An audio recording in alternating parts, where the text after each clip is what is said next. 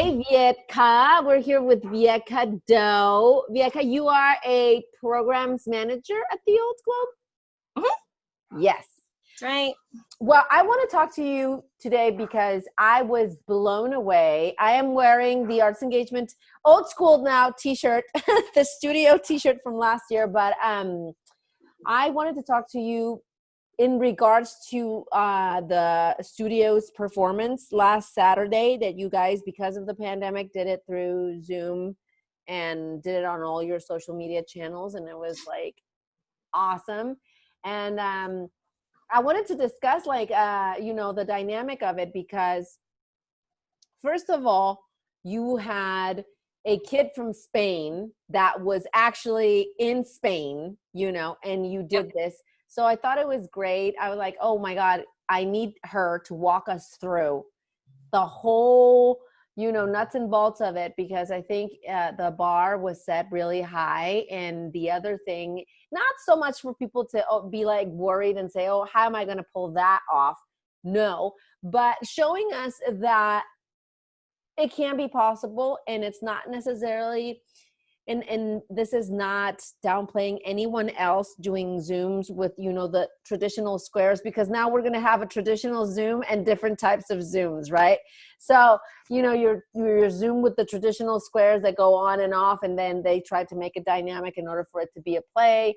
And there's been a lot of discussions and panels right now, virtual ones or online ones, because I think virtual is different, but online ones that discuss that is not theater, right? In the back, we have a guest. I was going to say, I was like, does he know you're filming? Is the red light on in your house? We have a special guest in the back. So yeah, like people saying that's not theater. And I say that we shouldn't be as strict right now because, it is what it is, and we have to work with what we have. And I think that this form of entertainment is something that we need to support. And there's a streaming service that's been going on forever. That's Broadway HD. That's, different Broadway shows and straight plays. And not only from the States, they have them from Argentina. And I think there's some from Spain in Spanish that they have there that they recorded, because most theaters record their plays as for archival purposes. And they put them there, and you can stream them through a subscription. So that has been happening pre-pandemic times. But what surprised me the most with the presentation for Summer Shakespeare Studio, and you can tell us what it is after my big intro, but I just want to get it all out there before I forget, is how creative it was, and that there was editing, and there was kids that were together, but they were not really physically together. It was wonderful. And then it was Romeo and Juliet, and you put those, you guys used backdrops that were, Verona, esque or whatever. And I thought it was just wonderful. And then there were interventions in the middle of the play. Like, it wasn't traditional where you did it in the beginning or the end. Like, you did it all around, and then you went back. And I appreciated that a lot. And in Spanish, it's called video teatro, which is, when you combine the different ways of doing a performance, and you use the video tools, editing and stuff, like special effects and stuff like that, in order to present a play. So it's not necessarily a virtual theater or an online theater. It's just like a video theater, So yeah, I thought it was very innovative. I thought it needed a shout out, and I thought it needed a platform to discuss. So congratulations on that. And yes, I'm going to stop talking now. I wish I had taken notes to respond to everything that you just said. But first, thank you. We're really proud of what we put together. And I think the biggest takeaway is the comparison of what we felt like before and the final product. And there was no way to predict what the result would be, because honestly speaking, at the beginning, everyone was like, what's the final project going to look like? And I go, I don't know. Mm-hmm. Yeah. And they're like, well, how are you going to teach the kids? We're like, we don't know. And But the only thing we did know was the information we wanted to convey, and that we wanted a final product so that the students could work towards something. And we wanted it to be an owning of the platform. So we're not going to pretend we're not on Zoom. We're not going to pretend that these students are not together. And the more we embrace it, the easier it was for us to work with the platform that was given to us.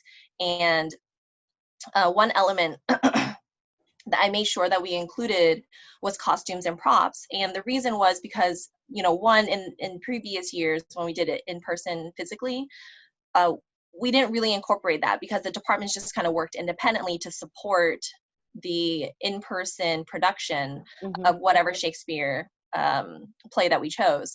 And so this year I thought it would be nice to incorporate that into the curriculum so the students get more of a hands-on activity. And so we created these craft boxes that were either picked up by the students or we mailed it to them. So obviously the Marcos from Spain was receiving FedExes from us with a gigantic green screen, which we incorporated because I wanted them to have a tool so that they could use it for future productions, let's say, if they were to audition for more plays, or definitely use it for our purposes, because there was no way that we could predict their technology even in advance, even if we asked them. Which we did try to survey a lot of information beforehand, who has musical talents, who has done Shakespeare together before. And at the end of the day, we just saw what we had and worked with what we had and did a lot of one-on-ones with the students. That was something that we've never really had the opportunity to do in the past, right? We'd have a room full of kids, we'd give them feedback, but no one really ever had these opportunities for breaking out into a room and spending 15 minutes with an expert director, an expert music director, an expert choreographer, and really getting these tips that you would pay tons and tons of money for in real life. And I really think that made a huge difference in the text work, right? Our voice coach did a really good job on working with the students and getting it perfect, or as perfect as it can be, and just really letting the students grow into the skills that they probably already have, they just need to tap into and gain the confidence to do it. And so I think that that's the biggest takeaway is we planned as much as we could, but a lot of it was so organic, and that's, I think, what made it such a beautiful product, in addition to all the technical video editing and green screen and finding the right images, all of that combined with this organic ensemble building that we thought was going to be lacking. Honestly speaking, like, how can you connect 16 students in a Zoom room and expect them to have chemistry? Well, somehow it happened, and we didn't force it. We just kind of let it happen, and they kind of took it upon themselves to be one unit, and we were just really proud of the work that they did. So we were just there to capture it. No, it showed. And then you would see different things. You would see kids out in their garden and doing like a dance number. You would see a kid inside a car, and her brother on the side.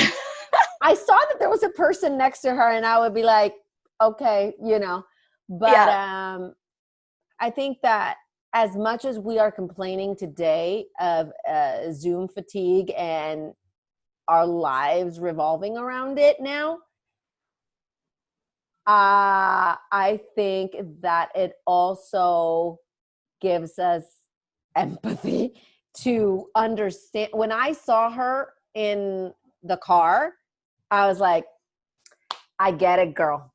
I get it. I get it, because I'm just like with the computer or the phone walking around the apartment, like, where am I going to go? The dogs are going to bark, my husband's going to come in the back like he did. I can't do my virtual because then half of my face disappears or whatever, my background. So it's hard. And the car is really cool because the sound is kind of in there, so the acoustic is kind of, it works, So I didn't think maybe if we weren't in this situation, I wouldn't have thought that. You know what I mean? I would have been like, oh, why is she in her car? But I saw it, I was like, I get it. It must be noisy. Yeah, and the thing is, what was not acceptable before, let me say it that way. What was not acceptable before has now become mainstream, right? So working from home is not as acceptable in 2019 as it is now, right? And the lack of trust that employers had has just disappeared, right? Because it's not even because they wanted to, but because they have to. Yeah. Right? People have to work from home now, and even if they wanted to bring people in, I for one would not be comfortable going back in just yet, sitting next to someone 2 feet away from me in an enclosed space with circulating air, you know? And so would it have been acceptable for a child who was cast in a show to rehearse from her car? Absolutely not before. But thankfully, and through some grace of, like I said, organic, perfect storm kind of situation. We had a student who was in the car going on a road trip with her family. We had students who were interning from across the country.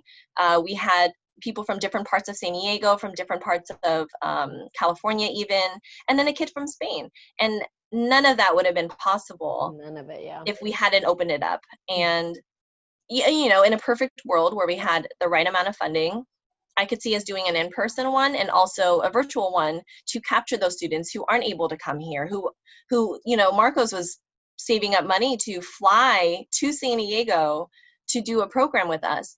And that does speak a lot to the name of the Globe, but also the dedication of theater kids to getting a good experience.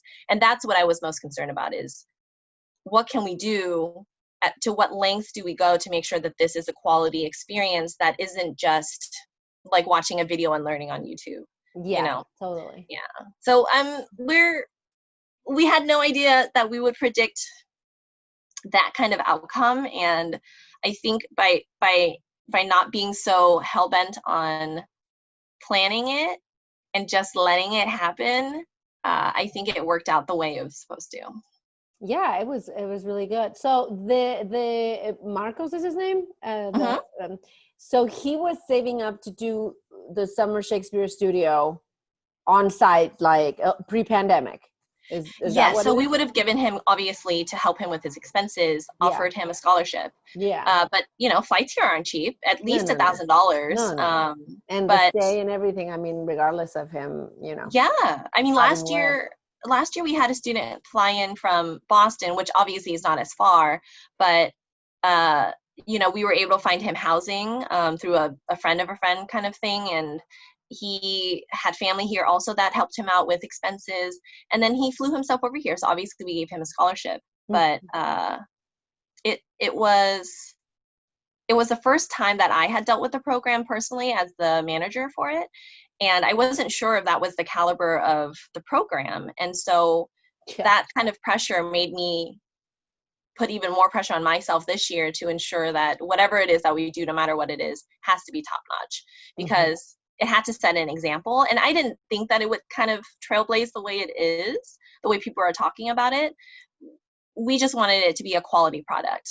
And it was inside and out. And you know, there's a bias where I was like, these are my 16 children, I'm so proud.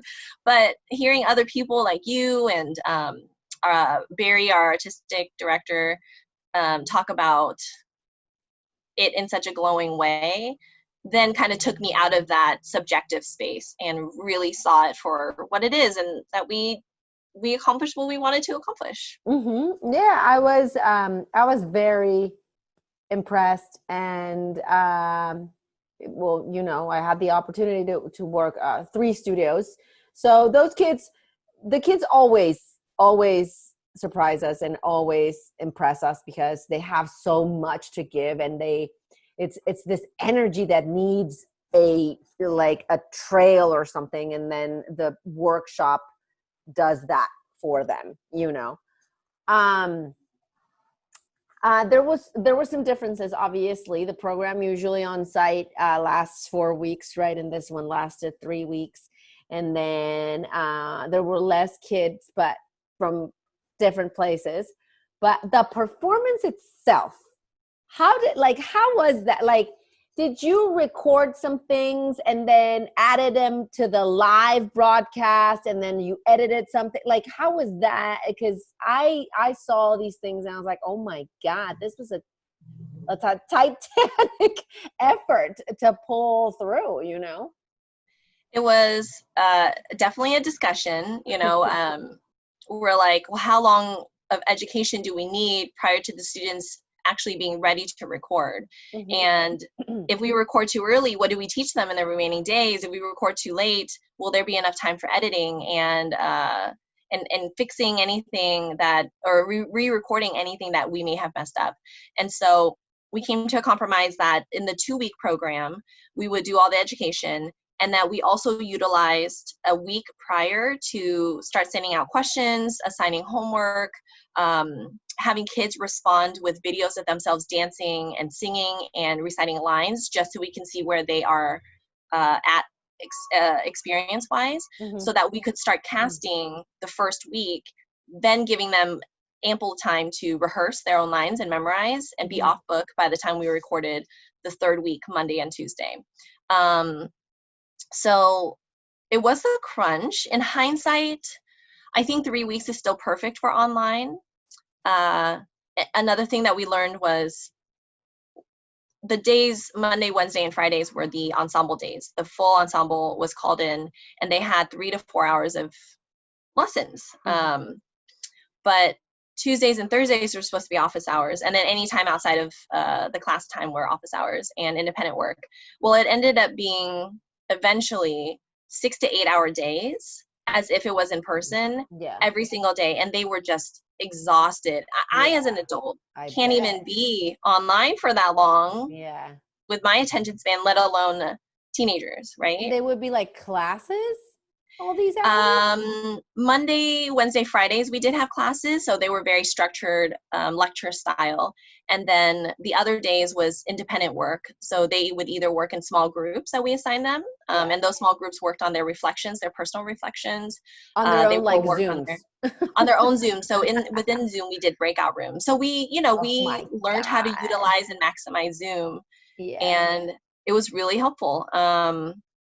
There is a technical, a legal thing that we had to do, and that was make sure that there wasn't 2 adults in every room if there were a moment where one adult had to be with the student for whatever reason. So that was a little finagling of bodies, and using multiple devices. I mean, at some point I was having 3 screens and 2 devices separately just to monitor, 4 different breakout rooms sometimes. And that's something we have to do. And that's not just to protect us, right, as an institution, but the student, right? These students are put into vulnerable positions, and with a lot of online predators, we just want to make sure that we're setting a good example to them of how adults should behave, and then setting a good example to other organizations of good practices to have a stellar program that makes it feel safe, right? So anyway, we definitely tried to schedule all of that as little as possible, but it just ended up being that the students wanted to be online. When we weren't teaching them, they would be meeting in the lunchroom, right? The lobby is what we called it. And they would just kind of hang out there and talk to each other. And I also want to not thank COVID, but because of COVID, there was a lot of introspection that came out while they were talking to each other about the things that they were going through and how life was different and difficult for them. So, a few of them were seniors, and them graduating looks very different from any other year. Them starting school in the fall looks very different. And them talking to each other, and I think that hunger for human connection and that hunger for some kind of normalcy came out and helped all of them embrace each other, because that's what they needed. That's what we all needed. And fortunately, that was a good byproduct from this horrible pandemic that's happening. And so the students really took it upon themselves to not force something, but really make these connections. I mean, I just got a text from a student who was like, we're creating an online calendar for 2021. It's July, it's August now, right? And they're already creating a calendar so that they can stay connected into next year. And so that tells you what this generation, Gen Zs, right? That's what they call themselves. How they think and how fast they make their connections. And I'm just really hopeful that these connections last. And that's my job, but they're kind of doing my job for me at the moment. I think and it was shown because also in these reflections that I mentioned in the beginning during the performance, that they, you know, had these like little interventions, and they talked about that, how graduation was looking. And I think that yes, theater is entertainment, but it's also a mirror for you, you know, as a I lost the word, espectador, right? Like as a viewer.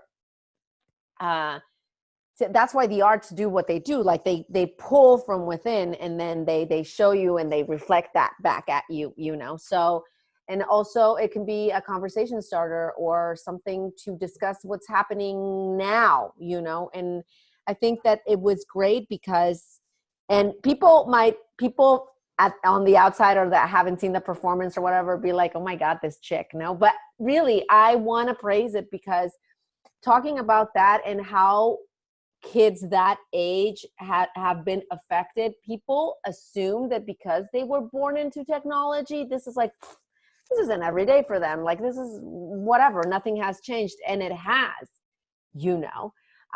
They're used to be in social settings and then on their phone, but not to be forced into it and only that, you know. Yeah. And how they pull through. And then because of them being born in technology, doing things like the calendar that you mentioned. But I don't think that this could be possible, or them being so proactive, without having someone like you and the folks over there at the Globe to do and create these safe spaces for them, you know. And we've seen that on site, and now we're seeing the reach and the potential that it can have. So I thought that was really good. And the other advantage that I see COVID wise is that if you didn't get a chance to see the performance, then it's up there, you know, for you to Yes. see whenever in your couch, or if you want to space it out, you know. And that's cool too. And they have also that memory that they can share with everybody, or just send the link and do a viewing party like you did. Yeah. Viewing party of 3 people on my Facebook. For example, right? So yeah, I just wanted to talk about that. I wanted to talk about the nuts and bolts, because I think that other creatives that are looking into alternatives to show their work could benefit from this conversation. And I don't think it's limited to age or type of program, you know what I mean? But it's also cool for you to mention these things of having kids, you know, and how you have to have an adult and how you have to supervise and all these other things that make it complex, and then it's not as easy as it might look, right? Yeah, that's what I like to do, right? I like to think of the details that people are like, why do you even think of that? And I go, well, somebody has to. And that attention to detail for logistics is what drives me, because I think this, as an event planner, right, for example, the fruits of your labor don't really reveal themselves until the day of, right, in the moment. And if things happen, you have to really think on your feet to rectify them. And that made me really nervous about internet connectivity, right? Especially with students that may not have great internet. There was one student, for example, who just could not stay on for the life of her, right? She would freeze all the time, and she had a lot of really big roles. And so we definitely made a decision early on to pre-record as much as we can. And there were some live interjections where the students were kind of reflecting on what they just saw and kind of trying to ramp up audience interaction. But we felt like that would help increase the quality. Plus, you can't really do green screen as well live, right? Yeah. And so we made a lot of strategic moves, and I really want to thank the artistic staff. Like, obviously I helped pull the strings together, and I created a budget and produced the show, but that artistic eye and all that work, all that education that went into the students transformed itself into what you saw on your screens. And so I don't think they're getting enough credit for it. and yet I don't know if that's like what it's like in the industry where the producers and the people with the faces, right, get all the attention. But honestly, I had a stellar team. We had a lot of problems, as in our personal lives had been affected by, someone had a death in the family, if someone else had someone who was sick. People were quitting because they had personal matters that they had to tend to. And we had very capable interns who stepped in, and with the limited experience that they had, were so stellar that I can't imagine them not succeeding later in life, Mm-hmm. and we really became a family. And we had our own ensemble building and had never met each other in person before, even if we have worked together. And that was really great to have a team that I could trust, right? That we could all trust within each other. Mm-hmm. I haven't taken a vacation in a long time. And my boss was like, you need to go. And I go, but it's 4 days before the first day of class. He goes, no, just go. Trust your staff. Trust that you hired them well. Put all your ducks in a row and leave. And the reason why made me nervous is, one, I'm kind of a workaholic, but two, there's no reception where I was going. I was going camping. So if anything were to hit the fan, I would not know about it, right? And so on my drive up there, we went to Sequoia. It was about a 6 to 8 hour drive. Wow. I was on the phone the whole time because people were still calling me, even though my away message was on. People were still calling me, and that's okay, because the minute I disconnected, I was able to just really relinquish all of that and enjoy my disconnect from not just real life, but work and other friends, and just spend some time physically with people. Mm-hmm. I don't know. I mean, you have someone in your house, but I have not spent 3 consecutive days with another human, really, and interact with them in a social way in months, Mm-hmm. right? In 5 months. And that was a really beautiful experience for me. Yeah. Sitting under a He is a hammock and human. reading a book. Yeah. All I got day to sit long. under a hammock and read a book. Like, who gets to do that these days? I haven't. So Mm-hmm. that was a really nice thing to have, right? And a privileged thing to have. Not everyone has a cohesive workspace, work environment, and coworkers like that. And as you know, I came from kind of a work from home, working for myself, starting my own business kind of background. And the last thing I wanted to do was work in an office with people. Mm-hmm. And now that I'm in the situation that I am, I couldn't think of better coworkers to have, especially in this time, right? I mean, you were one of my coworkers, and I really cherish that time that I have in the office. And who knew, right? And that's because if you don't work with the right people, you're not going to like your environment. Totally. So we just got really lucky. Totally. Yeah. Agreed. Yeah. Well, thank you. Thank you for sharing all of this. And I don't, what's coming? What's coming up next in your world? So we have an extension of studio. So we have Summer Shakespeare Studio, which is what we just accomplished. Creative Youth Studio is a professional development series with industry experts, where high school age students will get access to information to help them prepare themselves in their young artistic careers. And it's not just if you want to be an actor or if you want to be a musical theater artist, for example.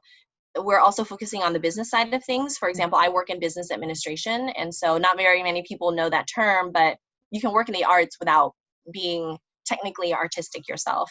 And so there's also a business in the arts. There are also classes about how to write a resume, a theater resume, things that the artistic mind, some people don't wrap their heads around that, or they want to, but they just don't know where to start. And so all of these workshops are free and geared toward high schoolers.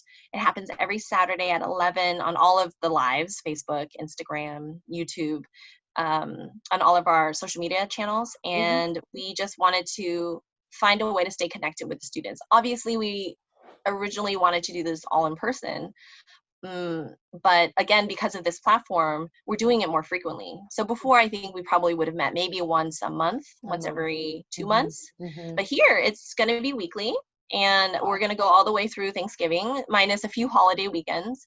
And I think it's going to be the type of learning and interaction that I hope we've learned and gleaned from studio that we can carry over into these 1 hour sessions. Mm-hmm. Nice. Yeah. Nice. Yeah. I like it. Well, that's cool. I'm so glad you made time for this. I know. I think it was very much needed, and I think that it needs to be supported and boosted and followed up, and not just leave it at the performance. I think it needs to be discussed, and it needs to be discussed in this adult way, right? The ones that are, we're learning from the kids, but also we're the ones handling the business aspect of this. And since we don't know really when we're going to go back, and we need to figure out ways to work now with what we have, I think these conversations need to continue. And what better way than to pull from examples that we're seeing that are so well done, in order to try and, continue to offer stuff like that. So, yeah. Yeah, I think something you mentioned earlier, and we barely touched upon it directly, but what's possible, right? A lot of these organizations, for one reason or another, right? There are financial reasons why they're shutting down and not operating until sometimes even June 2021. Yeah. Is this almost like a refusal or denial that what we just achieved was not possible? And yes, it's not the same kind of quality as the stuff that's on the Broadway HD, right? Mm-hmm. Or Hamilton on Disney, because that was intentionally filmed in such a way that gave it quality. Filmed. Yeah.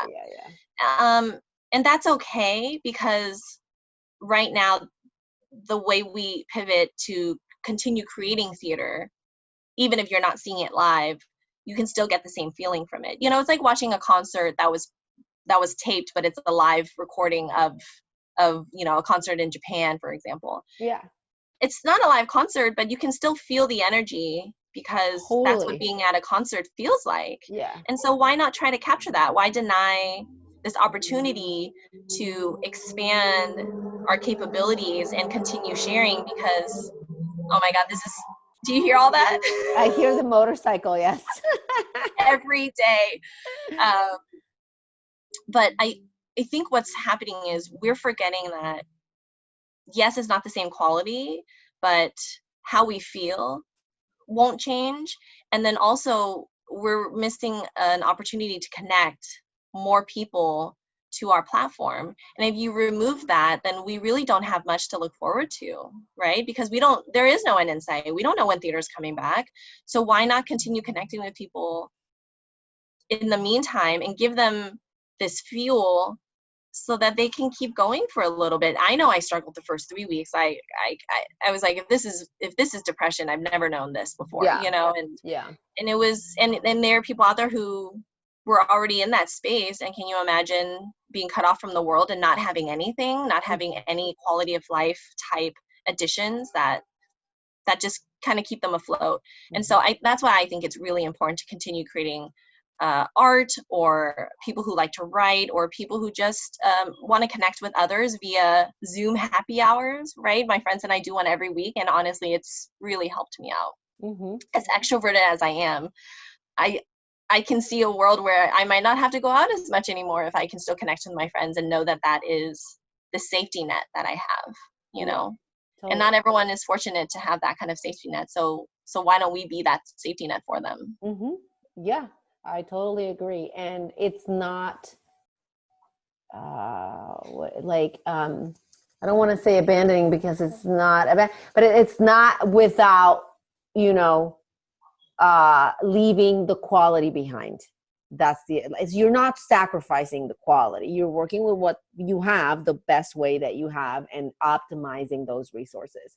And that is not the same thing as sacrificing quality.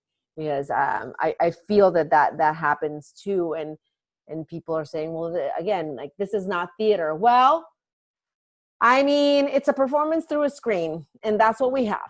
So, It's that or nothing, and people need to communicate, and people need also their fix and to, you know, get their soul taken care of. And that's one of the ways.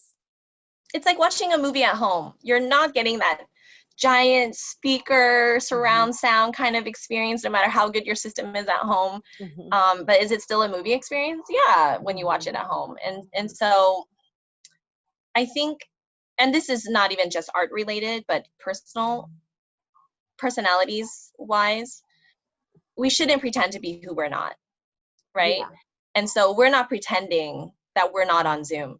We're not pretending that this is live theater. We're not pretending that this is exactly the same experience that you'd get if you were in the audience sitting in those seats. And the minute you do that, then you allow your brain to kind of let go of all those barriers, all those stops that we're telling ourselves exist, and just kind of play again, right? Imagine and kind of be kids again. That's why I love kids, right? There's no limit to their imagination. And we beat that out of them in elementary school, right? We teach them how to be practical. And when I was younger, I was coloring an alien, and the teacher, I was coloring it purple, and the teacher goes, "It's supposed to be green." And I didn't mean to be sassy, but I was all like, "Oh, have you seen an alien before?" And she's like, "No." And I go, "How do you know it's not purple?" And that's what I mean. It's logical, and I love it. Out of pride. Like, well, why? Teachers like, just keep going. Yeah. But I think that's the point. The point is embracing what we have allows our minds to just go down pathways that we thought were blocked off before. And I am so thrilled due to this pandemic that all this innovation is coming from it. We are creating a vaccine far faster than we've ever created anyone in our history, right? Yeah. And that's because we allowing ourselves to do it, and we're not putting up these barriers, and we have other incentives now. And so why not apply that to other parts of your life? Totally. You know, the possibilities are limitless. I don't know where that voice came from. Motivation. Yeah. That's where it came from. Well, yeah, again, thank you. We'll be keeping an eye out, and again, supporting these efforts because it's necessary, and it's deserved, as it deserves follow up. And yeah, so that's why I did this. Thank you. And I'm so glad to see that you're doing well. Yeah.